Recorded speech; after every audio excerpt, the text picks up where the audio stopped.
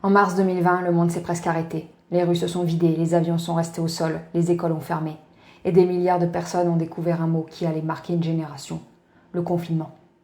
En quelques mois, un virus microscopique a profondément perturbé nos sociétés, désorganisé l'économie mondiale et causé des millions de décès. Pour beaucoup, cette pandémie a semblé surgir sans avertissement, comme un événement totalement imprévisible. Mais une question revient depuis longtemps dans certains travaux scientifiques. Pourquoi les pandémies semblent-elles devenir plus fréquentes ? La Covid-19 est-elle seulement le fruit du hasard biologique, ou certains éléments liés à nos activités peuvent-ils influencer l'apparition de nouvelles maladies ? Il est important de le préciser dès le départ, il ne s'agit pas ici d'une création volontaire du virus. Ce n'est pas le sujet. Ce que montrent de nombreuses études, c'est autre chose. Depuis plusieurs décennies, certaines transformations des écosystèmes augmentent les situations où des virus présents chez les animaux peuvent entrer en contact avec l'être humain. Autrement dit, les virus existent naturellement, mais certaines conditions rendent leur passage d'une espèce à une autre plus probable. Pour comprendre cela, il faut d'abord rappeler une notion simple. Une épidémie est une maladie qui circule rapidement dans une région ou un pays. Une pandémie, elle, s'étend à plusieurs continents. C'est exactement ce qui s'est produit en 2020. À la fin de 2019, un nouveau coronavirus est identifié à Wuhan, en Chine. Il sera nommé SARS-CoV-2 et la maladie Covid-19. Les premières semaines sont déterminantes. Le 17 janvier 2020, des chercheurs de l'Imperial College de Londres estiment déjà plus de 1700 cas à Wuhan, bien au-delà des chiffres officiels. Quelques jours plus tard, plusieurs villes sont confinées en Chine, touchant près de 18 millions de personnes. Mais le virus circule déjà ailleurs. Grâce aux déplacements internationaux, sa diffusion est rapide et mondiale. Le 11 mars 2020, l'Organisation mondiale de la santé déclare officiellement la pandémie. Cette histoire est désormais bien connue, mais elle s'inscrit dans un contexte plus ancien. Depuis les années 2000, plusieurs équipes de recherche alertent sur une possible augmentation des risques de pandémie. Un rapport de 2005, impliquant des experts de la santé animale et du secteur agricole, évoquait déjà le rôle de certaines pratiques d'élevage intensif dans l'émergence de nouvelles maladies. Et si l'on remonte encore plus loin, un constat apparaît. Depuis les années 1970, les maladies infectieuses émergentes sont devenues plus fréquentes.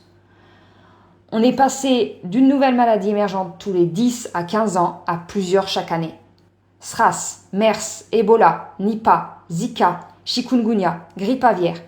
Toutes ces maladies ont un point commun. Elles viennent des animaux. On les appelle des zoonoses. Une grande partie des maladies infectieuses humaines a une origine animale et la majorité des maladies émergentes appartiennent à cette catégorie.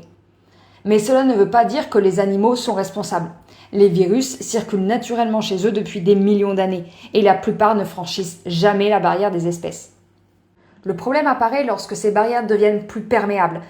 Plus les contacts entre faune sauvage, animaux domestiques et humains augmentent, plus les occasions de transmission se multiplient. C'est ce qu'on appelle un saut d'espèces. La plupart échouent, mais à force de répétition, certains réussissent. Et lorsqu'un virus devient transmissible entre humains, une épidémie peut commencer. Dans un monde interconnecté, elle peut ensuite se propager très rapidement. Alors, une question centrale se pose. Pourquoi ces contacts entre espèces sont-ils aujourd'hui plus fréquents qu'autrefois ? Les recherches scientifiques pointent plusieurs transformations majeures.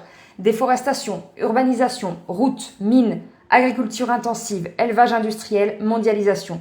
Ces changements modifient les écosystèmes à un rythme inédit. Et ils ne transforment pas seulement les paysages, ils transforment aussi les interactions entre espèces. Prenons un exemple. En Malaisie, à la fin des années 1990, le pays connaît un développement économique rapide. Pour répondre à la demande mondiale d'huile de palme, de vastes zones de forêt sont défrichées. En quelques années, des milliers d'hectares disparaissent. Pour les humains, c'est un changement de paysage. Pour la faune, c'est une rupture brutale. Parmi les espèces touchées, il y a des chauves-souris frugivores. Elles ne sont pas dangereuses pour l'homme. Elles jouent même un rôle essentiel dans les écosystèmes. Mais leur habitat disparaît. Elles doivent alors se rapprocher d'autres sources de nourriture. Certaines se retrouvent près de vergers, installés à côté d'élevages de porcs. Ces chauves-souris portent des virus qu'elles supportent très bien. En consommant les fruits, elles peuvent les contaminer. Ces fruits sont ensuite mangés par des porcs. Le virus change alors d'hôte.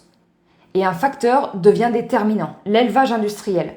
Dans un petit élevage dispersé, un virus circule peu. Mais dans des fermes concentrant des milliers d'animaux, les conditions changent complètement. Chaque hôte devient une opportunité de réplication. Et plus un virus se multiplie, plus il évolue. Les pores deviennent alors ce que les scientifiques appellent des hôtes amplificateurs. C'est ce qui s'est produit avec le virus Nipah. Les premiers cas apparaissent chez des éleveurs, puis chez des travailleurs en contact avec les animaux. Le virus atteint ensuite Singapour via les échanges de bétail. Au total, environ 265 personnes sont infectées et plus de 100 décèdent. L'épidémie est finalement contrôlée grâce à l'abattage massif des animaux. Cet épisode est devenu un cas d'école parce qu'il montre une chaîne complète: transformation des habitats, contact entre faune sauvage et élevage, amplification en milieu agricole, puis diffusion via les échanges humains. Pris séparément, ces facteurs ne suffisent pas toujours, mais ensemble, ils peuvent faire émerger un risque. On retrouve des dynamiques similaires ailleurs et pour mieux les comprendre, les chercheurs s'intéressent aussi à la biodiversité. Dans un écosystème riche, les espèces sont nombreuses et équilibrées. Mais lorsque les milieux sont perturbés, certaines disparaissent. D'autres prennent leur place. Souvent, ce sont des espèces plus résistantes, parfois impliquées dans la circulation de virus. Moins la biodiversité est élevée, plus certains hôtes deviennent dominants et plus les opportunités de transmission augmentent. Ces logiques existent aussi en agriculture, où les systèmes homogènes peuvent faciliter la propagation des pathogènes. C'est pourquoi la prévention des pandémies ne se limite pas à la médecine. Elle commence aussi dans les écosystèmes, les pratiques agricoles et l'organisation des territoires.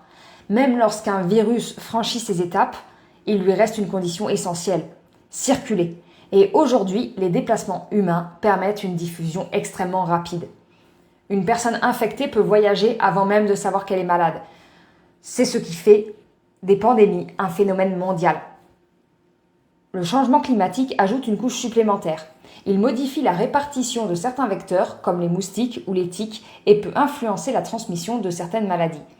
Mais les chercheurs insistent sur un point: ce n'est jamais une seule cause. C'est l'interaction de plusieurs facteurs: écosystème, agriculture, mondialisation, climat.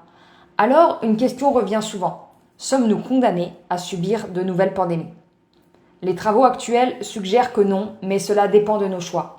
La médecine et les vaccins sont essentiels pour limiter les impacts, mais ils agissent surtout après l'apparition des maladies.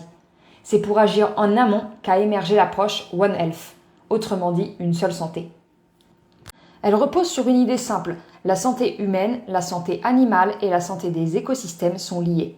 Agir sur l'une, c'est agir sur les autres. Cela peut passer par la protection des milieux naturels, des pratiques agricoles plus diversifiées ou une surveillance accrue des maladies animales. Au fond, les pandémies ne sont pas seulement des événements médicaux, elles sont aussi le reflet de notre relation au vivant. Les forêts, les océans et la biodiversité ne sont pas uniquement des ressources, ils participent à des équilibres qui influencent indirectement notre santé. Les pandémies sont souvent perçues comme des fatalités, pourtant, comprendre leurs mécanismes est déjà une première étape pour mieux les prévenir.